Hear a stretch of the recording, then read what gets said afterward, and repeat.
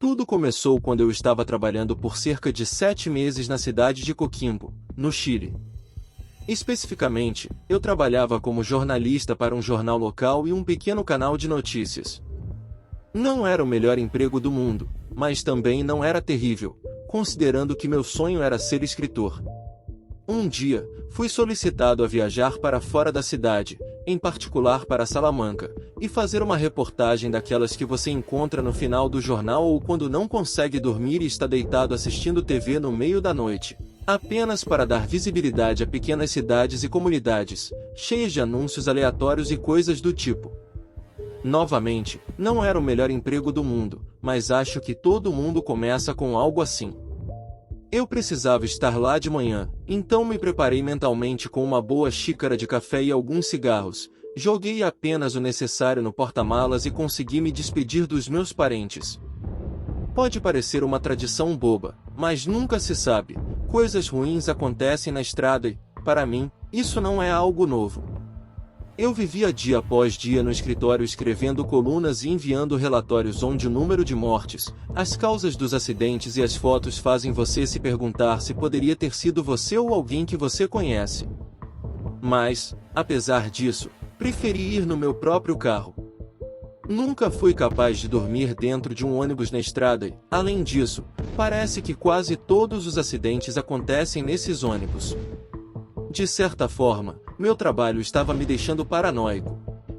O motor do carro ligou às 9 horas e estava garoando um pouco, mas nada sério. A música folclórica no rádio era uma boa companhia enquanto a vida noturna da cidade olhava para mim com suas luzes ofuscantes em minha tentativa de escapar do cheiro de peixe de Coquimbo. Dirigi por um tempo até entrar na cidade irmã de La Serena e parei para comer algo rápido. Tentei entrar rápido para não me molhar, pedi mais um café e batatas fritas para comer. Ei, jovem, para onde você está indo a essa hora com essa chuva? Todo mundo está em suas casas dormindo e descansando. Você quer pegar um resfriado? Nem notei que uma senhora idosa estava me atendendo. Estou indo para Salamanca. E o que você pretende fazer em Salamanca? Não é lugar para pessoas curiosas ou moradores da cidade. A senhora me deixou intrigado e eu nem precisei perguntar para ela me responder. Algumas pessoas lá não gostam de ser perturbadas, sabe? Você pode receber um olhar malvado lá, coisas de mal olhado, sabe?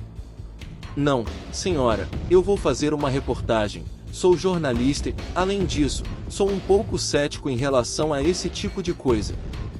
A senhora idosa encerrou a conversa com um sorriso torto e continuou com suas próprias coisas, mas, no fundo, a resposta que ela me deu me deixou arrepiado. Eu não era uma pessoa supersticiosa, mas a seriedade em seu rosto me deixou desconfortável. Tomei os últimos goles de café para despertar e me despedi das minhas batatas fritas, tentando entrar desajeitadamente no carro. A conversa assombrou minha mente por mais algumas milhas. Por algum motivo eu fiquei com uma sensação de nervosismo latente, com as últimas luzes da cidade desaparecendo no retrovisor. Comecei a lembrar das histórias que meus avós me contavam quando criança. As bruxas de Salamanca, a caverna de Manquerrua e outras histórias que faziam parte do folclore começaram a se fixar em minha cabeça. Era interessante imaginar esses personagens, cobertos com seus mantos negros, percorrendo caminhos escondidos pelas florestas para celebrarem seus conventículos em Manquerrua no meio da noite.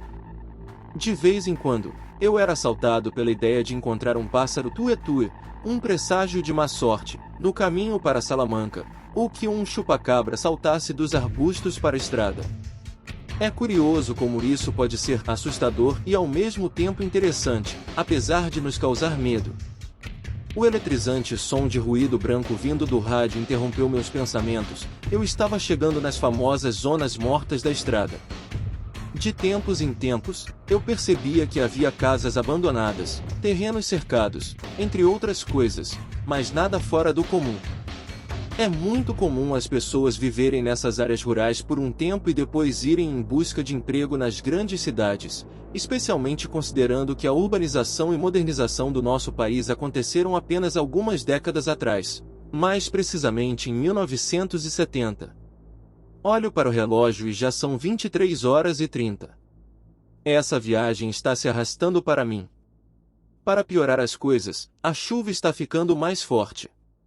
As horas passam e eu passo por algumas cidades, então decido estacionar o carro para fumar um cigarro antes de ligar para minha família. É engraçado como as pessoas automaticamente têm uma quantidade infinita de assuntos para conversar quando você está longe, mas mal falam quando você está perto. Mais tarde do que nunca, encerro a ligação e as luzes se apagam novamente atrás do veículo e desaparecem na escuridão. Novamente, sou apenas eu e a estrada. Os faróis do meu carro lutam para iluminar contra a escuridão. O relógio marca 2h42 e os bocejos começam a escapar da minha boca. Não há mais sinal de rádio ou telefone. Nesse horário você só vê ocasionalmente ônibus passando na estrada, alguns carros se você tiver sorte, mas na maioria das vezes a estrada está abandonada. A chuva me causa uma sensação desagradável agora que há tão pouca luz. Novamente, escolhi o pior momento para lembrar da conversa que tive com aquela senhora idosa. Você pode receber um olhar malvado lá, coisas de mal olhado, sabe? Um grito à beira da estrada me assustou profundamente.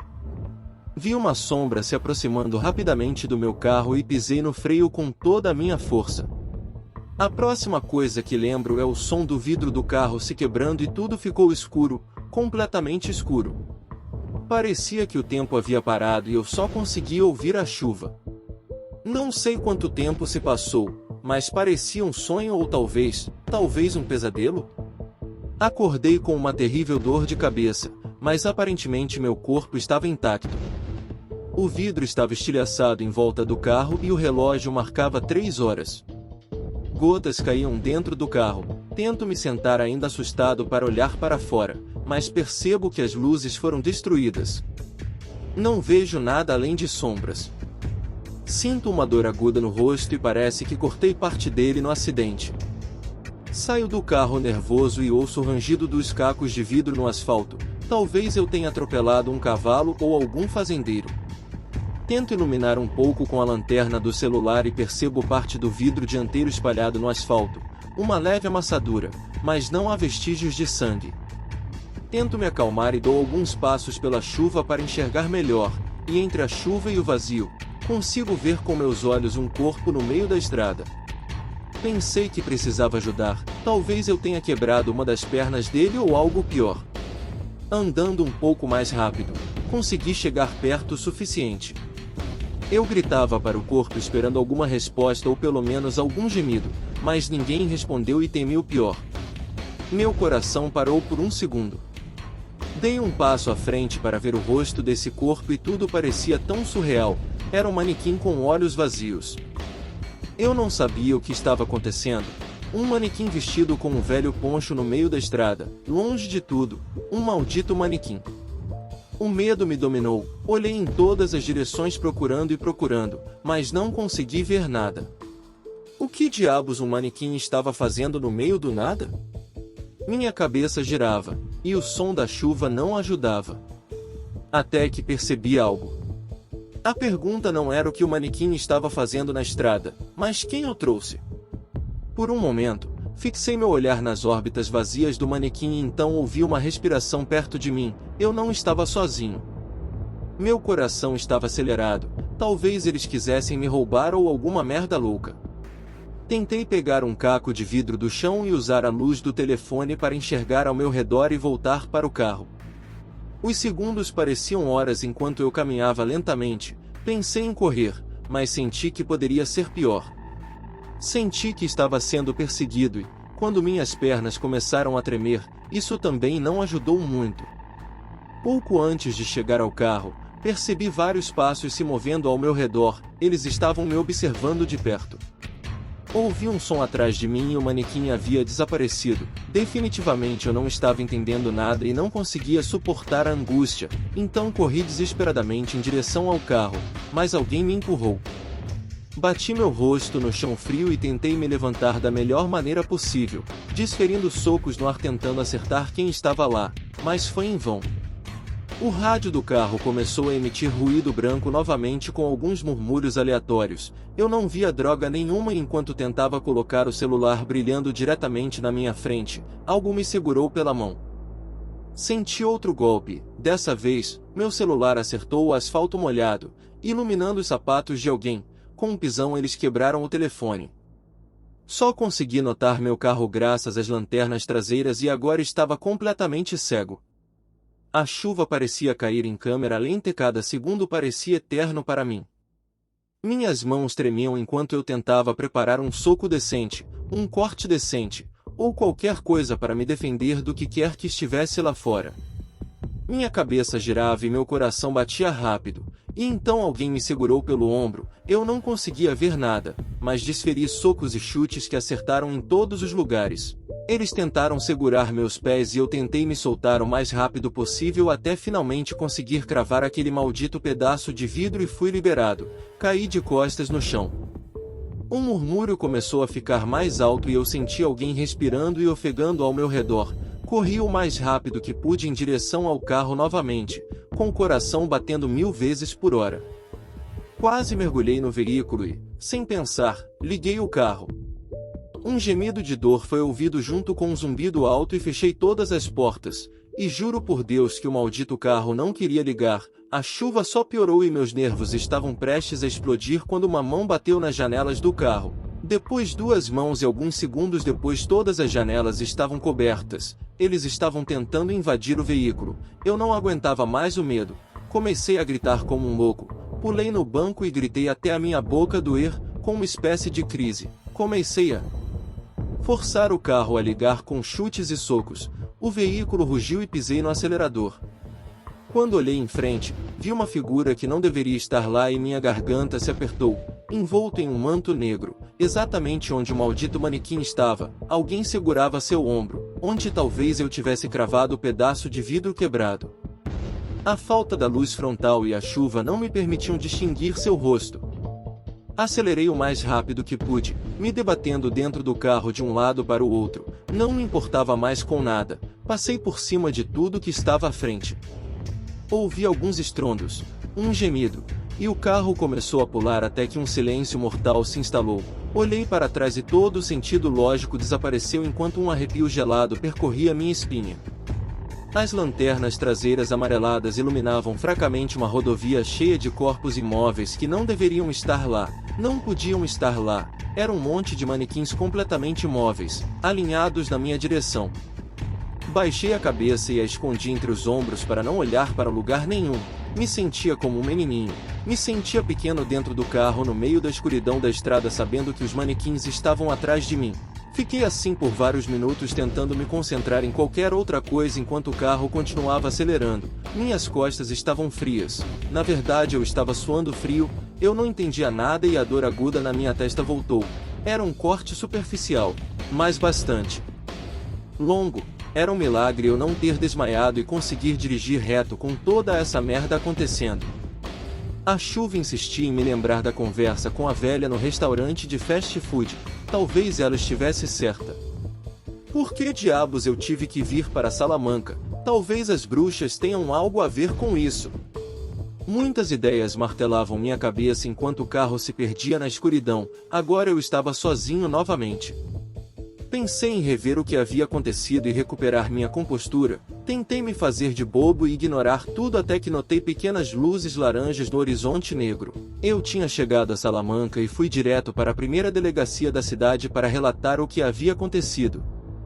Estacionei o carro de forma inadequada e me lancei na delegacia em busca de ajuda.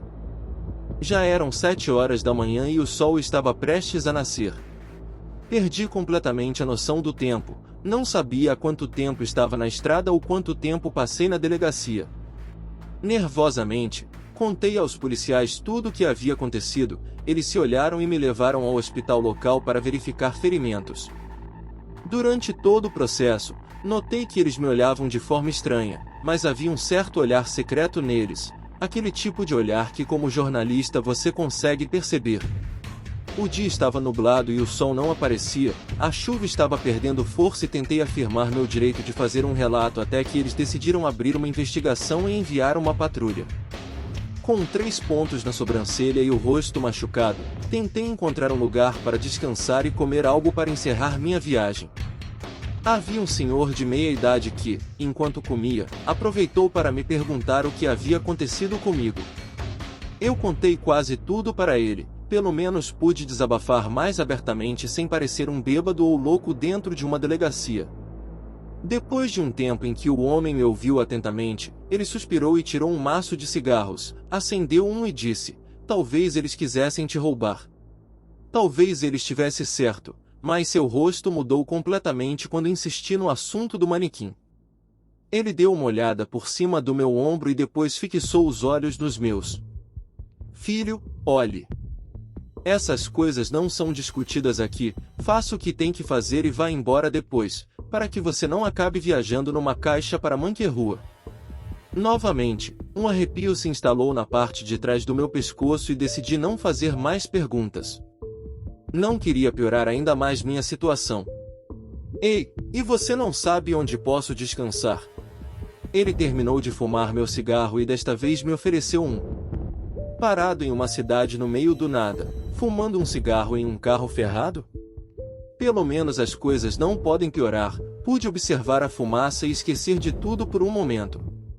Cheguei ao albergue que o homem dos cigarros me recomendou e dormi por um tempo, mas ainda estava nervoso, então aproveitei e percebi que havia um mecânico nas proximidades.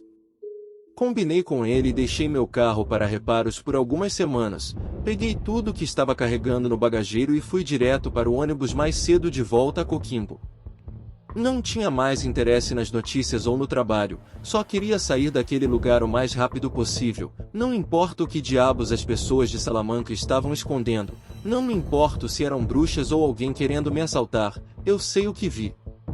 A polícia local me ligou mais tarde naquele dia porque a investigação não revelou nada além da possibilidade de uma tentativa de assalto na estrada. Eles descartaram tudo por falta de suspeitos identificáveis, mas a verdade é que, neste ponto, eu não dou a mínima. Estou encurralado junto à janela deste ônibus, tentando esquecer, e a luz laranja que espreita entre as nuvens que restam me tranquiliza um pouco e me ajuda a não pensar no que meus chefes diriam por não ter comparecido à reportagem e chegar de mãos vazias. Perdi-me olhando a paisagem enquanto parava de chover e encontrei um momento de paz, mas, por algum motivo, entre todas as coisas que podem ser vistas na estrada, meus olhos se fixaram diretamente em uma cabana pequena e desarrumada no meio desse vasto vazio, e em suas janelas eu pude ver vários manequins olhando para a rodovia, exatamente para onde eu estava agora. Havia muitos olhos vazios me esperando em algum lugar da estrada de Salamanca,